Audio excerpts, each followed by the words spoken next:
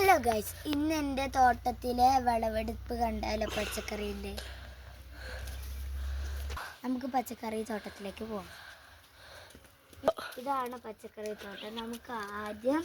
നമുക്ക് വേണ്ടിയാണെന്ന് തോന്നുന്ന ഒരു പാവയ്ക്ക് ഇത്രയും വലുതായി കിടക്കുന്നുണ്ട്.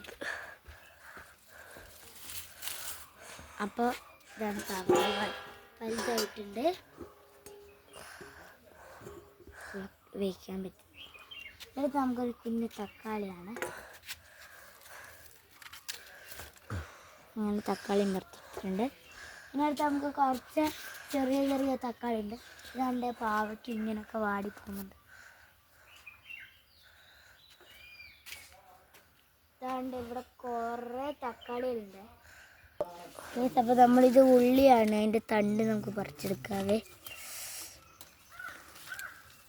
നമ്മൾ കുറച്ച് പറിച്ചെടുക്കുന്നുണ്ട്.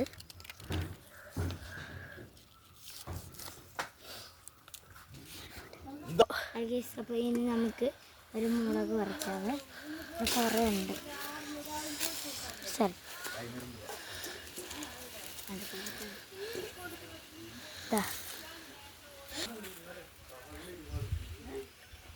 ഈ മുളകിൻ്റെ പേരെന്താണെന്ന് അറിഞ്ഞൂടാ, പക്ഷെ പേരുണ്ട് ഇതിന്. കുറേ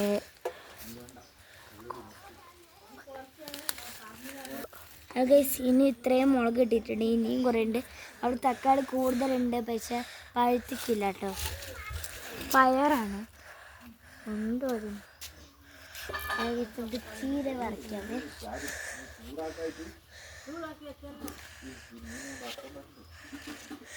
ഇവിടെ നമുക്ക് ആദ്യം പച്ചച്ചീര വറക്കാതെ.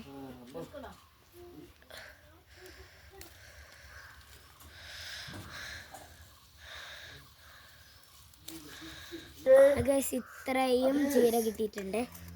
അപ്പൊ പയറുണ്ട് ഇവിടെ. പയർ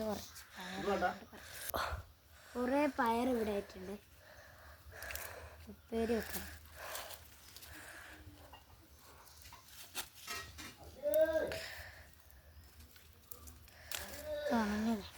അപ്പോൾ നമുക്ക് അടുത്ത ചതുരപ്പയർ വരയ്ക്കാൻ പോയല്ലോ.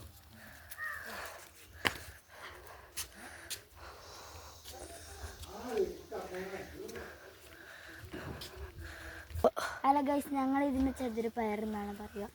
ഇങ്ങനെയാണ് നമുക്ക് പറിക്കാം.